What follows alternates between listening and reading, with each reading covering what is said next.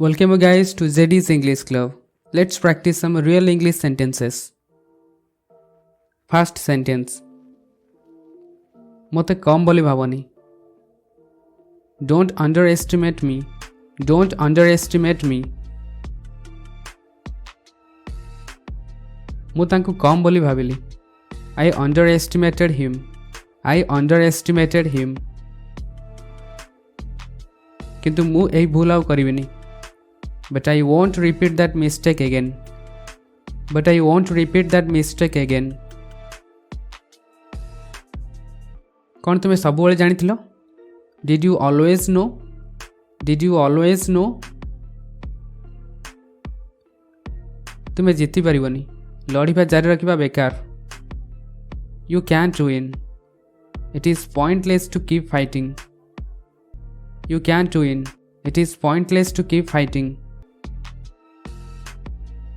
आम पाखरे आउ केते समय रहिला जेतु आम किसी समय दिया जाइथिबो जे एति समय भीतर किसी काम करिवार अछि सेतु हम देखुचे जे केते समय सरी कि आउ केते समय रहिला सेही सिचुएशन जेतु हम कहूचे जे आम पाखरे आउ केते समय रहिला सेट इंग्लिश रे एमति कहबा how much time do we have left. How much time do we have left. तुमे काहे कि जानिबा को चाहूचो. Why do you want to know. Why do you want to know. केवल कुह मते. Just tell me. Just tell me. आम पाखरे केवल 20 मिनिट रहिला. We have only 20 minutes left. We have only 20 minutes left. मते जीवा को पड़िबो. I have to go. I have to go. किंतु काहे कि. But why. But why. मु काहे कि तुमको सब जिनस कहबी बा मु काहे कि तुमको सब कथा कहबी. Why do I tell you everything. Why do I tell you everything. कारण आमे सांग. Because we are friends. Because we are friends. जड़े सांग भाव में मोर पचार अधिकार अच्छी. As a friend I have right to ask. As a friend I have right to ask. देख मु व्यस्त अच्छी. Look I am in a Hari.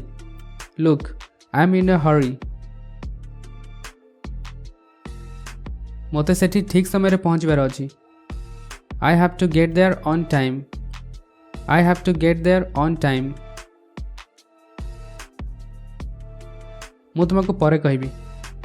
I will tell you later. I will tell you later. Next sentence. मु असुविधार अच्छी. I am in trouble. I am in trouble.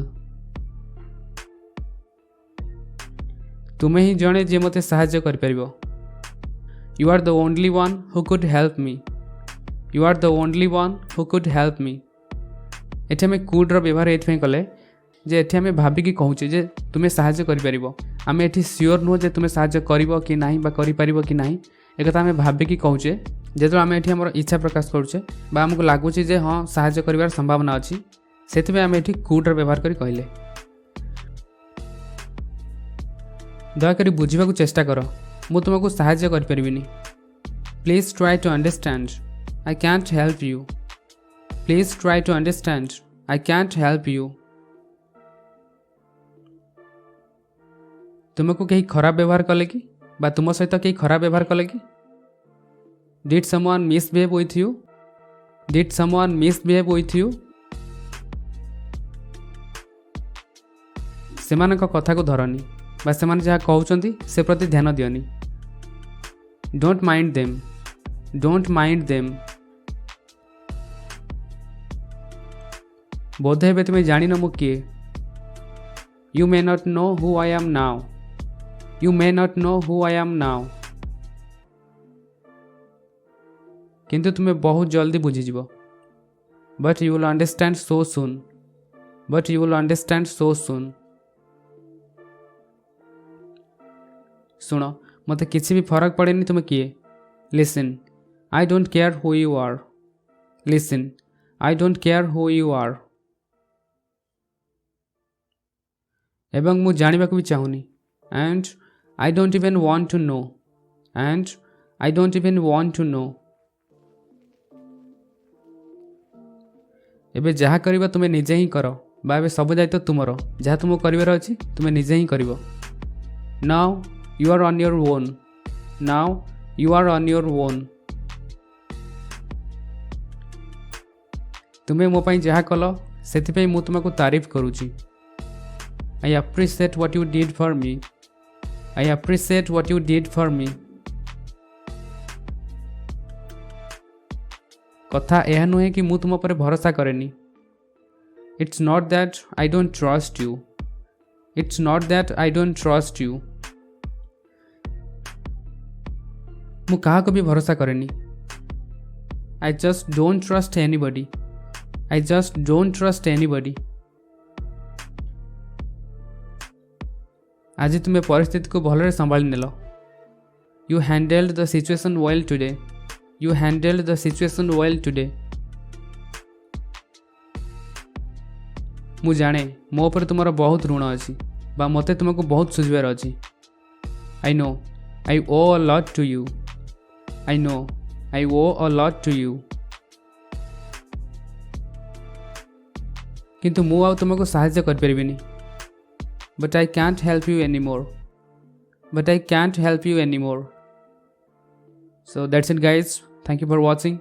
Please like the video if you find it helpful and share this video with your friends and relatives whoever interested in learning English and subscribe the channel if you haven't subscribed yet.